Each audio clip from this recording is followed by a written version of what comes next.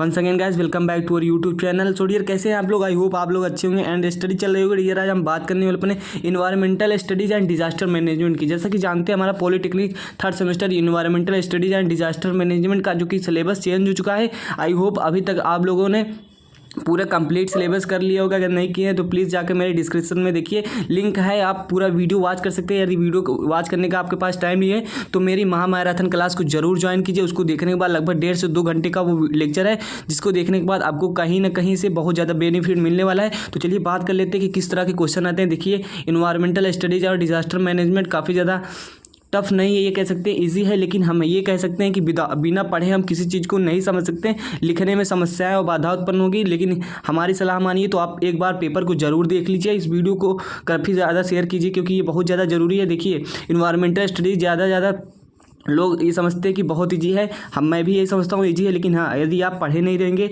एक बार ओवरव्यू किए नहीं रहेंगे तो नंबर आपके कम हो सकते हैं। तो इस बात को ज़रूर ध्यान दीजिए। तो चलिए ध्यान देते हैं अपने टॉपिक की ओर कि आखिर में हम इसको समझने वाले हैं कि डिप्लोमा सॉल्व पेपर में किस तरह के क्वेश्चंस आते हैं। तो ये सॉल्व पेपर है 2022 का, और 2022 और 2023 के पेपर को देखेंगे, मतलब किस प्रकार के क्वेश्चन आते हैं।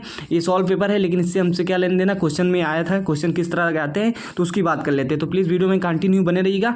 वीडियो काफ़ी ज़्यादा लंबा नहीं होगा, आपका टाइम नहीं लेंगे हम। चलिए टॉपिक की बात करते हैं। यदि अभी आप डिप्लोमा सॉल्व पेपर के बारे में बात करते हैं, इन्वायरमेंटल स्टडीज और डिजास्टर मैनेजमेंट का सिलेबस नहीं कंप्लीट किया तो प्लीज़ जाकर मेरे चैनल पे लगभग 9 से 10 लेक्चर है, उसको देख लीजिए। यदि उसको देखने का टाइम नहीं है तो महामैराथन क्लास को जरूर देखिए, मेरी सलाह मानिए। चलिए चलते हैं, क्योंकि अगर एक बार आप पढ़ लेंगे, और नोट्स भी मैंने टेलीग्राम पर प्रोवाइड कर दी है और लिंक दे देंगे डिस्क्रिप्शन पर या अबाउट सेक्शन में जाकर मेरे चैनल पर मेरे टेलीग्राम पर ज्वाइन हो जाए, क्योंकि आपको कहीं ना कहीं बहुत ज़्यादा बेनिफिट मिलने वाला है। तो चलिए इसको देख लेते हैं वास्तव में है क्या, without wasting your time dear. आप देख सकते हैं कि ये हमारा डिप्लोमा सॉल्व पेपर है, जो कि 2022 में किस तरह का क्वेश्चन पूछा गया था उसको हम समझने वाले। तो आप देख सकते हैं कि निम्नलिखित में किन्हीं दो के उत्तर दीजिए। तो ये सब चीज़ें हैं, और अपनी वीडियो क्वालिटी प्लीज़ इंक्रीज कर लीजिए यदि सही से आपको ना दिख रहा हो, क्योंकि कहीं ना कहीं ये PDF है तो आपको थोड़ा रफ दिख सकता है। तो आप बात करते हैं कि किस तरह क्वेश्चन पूछा गया, तो देख सकते हैं किन्हीं दो के कीजिए, मतलब इसमें क्वेश्चन कितने रहेंगे, तो इसमें 3 क्वेश्चन रहेंगे अगर 2 की करना है। तो देखिए क्या है कि पारिस्थितिकी तंत्र क्या है और सतत विकास क्या है। तो गाइस, आप जानते हैं कि जो हमारा पहला ही चैप्टर है उसमें पारिस्थितिकी तंत्र को मैंने बहुत ही अच्छे से पढ़ाया है, समझाया है, और सस्टेनेबल डेवलपमेंट क्या होता है, इकोसिस्टम क्या होता है, बहुत अच्छे से विथ PDF पढ़ाया है, और काफ़ी ज़्यादा इजी वे में समझाने का प्रयास रहा है मेरा। और देख सकते हैं क्वेश्चन काफ़ी ज़्यादा इजी है, पहले चैप्टर से ही पूछा गया था सन 2022 में, और 23 के बारे में बात करने वाले आगे लेक्चर में। देखिए क्या है, और बात किया गया है यहाँ किसके बारे में, सतत विकास के बारे में। सतत विकास जैसे मतलब ये सब क्वेश्चन आता है कि सस्टेनेबल डेवलपमेंट क्या है, ये सब मैंने बहुत अच्छे से बताया है। वायु प्रदूषण से आप क्या समझते हैं, इसको यार तो आप बना के लिख सकते हैं, लेकिन जहाँ तक मेरी सलाह है कि यदि आप एक बार पढ़ लेंगे नोट्स को, PDF को, तो आपको कहीं ना कहीं बहुत अच्छे मार्क्स मिल जाएंगे, 10 से 15 नंबर और ज़्यादा मिल जाएंगे। तो यही रही बात, आप समझ सकते हैं कि वायु प्रदूषण को कैसे लिखना है, टॉपिक वाइज कैसे लिखना है, सब कुछ आपको PDF में मिल जाएगा। PDF के थ्रू आप अच्छे से पढ़ सकते हैं। और देख लीजिए यहाँ क्या पूछा गया है, निम्न में किन्हीं दो को कीजिए। तो इसमें क्या है कि जल प्रदूषण क्या है, जल प्रदूषण के बारे में बताइए। तो BOD और COD क्या है, BOD और COD क्या है, ये तो केमिस्ट्री के फर्स्ट सेमेस्टर में ही BOD और COD के बारे में अच्छे से बताया गया है। हालांकि मैंने भी इसमें समझाया है इन्वायरमेंटल स्टडीज और डिजास्टर मैनेजमेंट में, यहाँ सब चीज़ें दिख रही हैं, आप वीडियो को स्टॉप करके देख सकते हैं। और जल संशोधन की प्रक्रिया के बारे में बताया गया है कि वाटर ट्रीटमेंट कैसे करते हैं, वाटर ट्रीटमेंट की क्या क्या प्रोसेस है, सब कुछ उसके बारे में बताया गया है। बात कर लेते हैं अगला क्वेश्चन की। तो अगला क्वेश्चन इसमें क्या है कि निम्नलिखित में 2 प्रश्नों के उत्तर दीजिए। क्या है 2 प्रश्नों के, जो कि 5-5 नंबर के। देखिए, मिट्टी प्रदूषण है, कह सकते हैं मृदा प्रदूषण से आप क्या समझते हैं और इसके क्या स्रोत हैं। तो ये सब अगर आप पढ़े रहेंगे, देखिए सुने सब हैं, देखे सब है, जाने सब हैं, लेकिन ये नोट्स पढ़े रहेंगे, चीज़ों को पढ़े रहेंगे, तो आप ज़्यादा मार्क्स ले पाएंगे, और कहीं ना कहीं अच्छी आपकी एग्जाम भी बहुत अच्छा जाएगा। ठोस अपशिष्ट क्या है, ये सब सॉलिड वेस्ट मैनेजमेंट और सॉलिड वेस्ट क्या होता है, ये सब हमने बहुत डिटेल में समझा है, और ज़्यादा कुछ खास नहीं है, बस आपको एक बार नोट्स पढ़ने की ज़रूरत है, मेरी लेक्चर को देखने की ज़रूरत है। तो मेरा सुझाव रहेगा कि आप महामैराथन क्लास को जरूर देख के जाइए, काफ़ी ज़्यादा हेल्पफुल रहेगा। ये सब चीज़ें आप देख सकते हैं, यहाँ नंबर ऑफ क्वेश्चन हैं और किस प्रकार के क्वेश्चन आते हैं, इसमें वीडियो को स्टॉप करके आप देख सकते हैं। यदि मैं चीज़ों को स्पीडली समझाने का प्रयास कर रहा हूँ। ठोस अपशिष्ट क्या है, बात की गई है नॉइज पॉल्यूशन की, शोर प्रदूषण क्या है और शोर प्रदूषण के नियंत्रण न्यूनतम मतलब कम करने की विधि है, क्या क्या क्या ये सब चीज़ें हैं। यहाँ सब इस तरह का क्वेश्चन 2022 के पेपर में पूछा गया था। तो यहाँ देख सकते हैं ग्रीन भवन क्या मतलब ग्रीन बिल्डिंग की अवधारणा क्या है, ये सब चीज़ें हैं। और हमारा सिलेबस बदल गया है, ये सब चीज़ें आपको जाननी चाहिए। आप कहीं ना कहीं से इनलीगल कंटेंट ना पढ़े, गलत चीज़ ना पढ़े जो कि ज़रूरी ना हो, रिलेवेंट ना हो। तो ग्रीन हाउस प्रभाव क्या है, ग्रीन हाउस इफेक्ट, ये सब चीज़ें हैं, आप देख सकते हैं। एंड हमारा इसमें इतना क्वेश्चन आता है, आप देख सकते हैं जल शोषण संशोधन की प्रक्रिया BOD COD।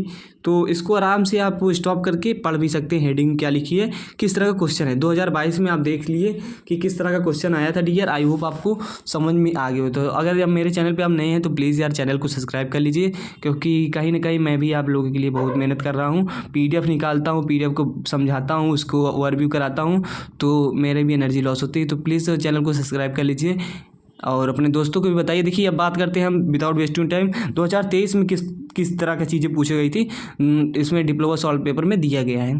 देखिए यदि मैं आपको सॉल्व पेपर दिखाऊं या पेपर दिखाऊं, वही चीज़ें हैं। क्वेश्चन क्या आया है ये मेन चीज़ है, तो मेन मोटिव में यही समझना है। तो बात कर लेते हैं गाइस, इकोसिस्टम क्या है यार, वही चीज़। इकोसिस्टम क्या है, पारिस्थितिकी तंत्र क्या है, उसमें देखिए इकोसिस्टम पूछ लिया।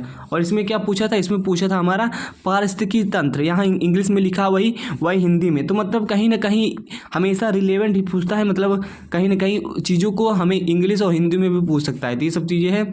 क्या है, स्थलीय परितंत्र, जलीय परितंत्र, अवकाशीय परितंत्र क्या है, ये सब चीज़ें यहाँ लिखी है।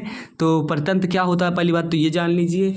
ये सब मैंने डिटेल क्लास में बताया, लेकिन इसमें मैं आपको बस ओवरव्यू करा रहा हूँ कि क्या क्या क्वेश्चन आते हैं। बात कर लेते हैं कि एयर क्या है, स्थानीय जीवों के लिए, ये सब चीज़ें हैं। और इसमें हम समझ सकते हैं कि और कौन से क्वेश्चन पूछे गए इस प्रकार से 2 क्वेश्चन करने थे हमें। और ये क्वेश्चन आप देख सकते हैं यहाँ क्या लिखा है कि पारिस्थितिकी तंत्र के लिए सतत विकास कम क्यों महत्वपूर्ण है, सतत विकास के 4 प्रकार बताइए। ये सब चीज़ें हैं, इसके प्रकार। यदि आप पढ़े नहीं रहेंगे तो कुछ नहीं लिख पाएंगे, जहाँ तक मेरी गारंटी और मेरा उम्मीद है कि आप बिना पढ़े तो कुछ नहीं लिख पाएंगे। ये सब चीज़ें काफ़ी ज़्यादा इंपॉर्टेंट हैं। और फिर से मैं बता दूं कि काफ़ी क्वेश्चंस मिलते रहते हैं, ज़्यादा कोई इधर उधर से क्वेश्चन पूछा नहीं जाता। लेकिन यदि आप पढ़े नहीं रहेंगे गाइस तो आपको कुछ समझ नहीं आएगा। जहाँ तक मेरी राय सुझाव है तो प्लीज़ मेरे उस वीडियो को देख लीजिएगा, डिस्क्रिप्शन में लिंक मिल जाएगी।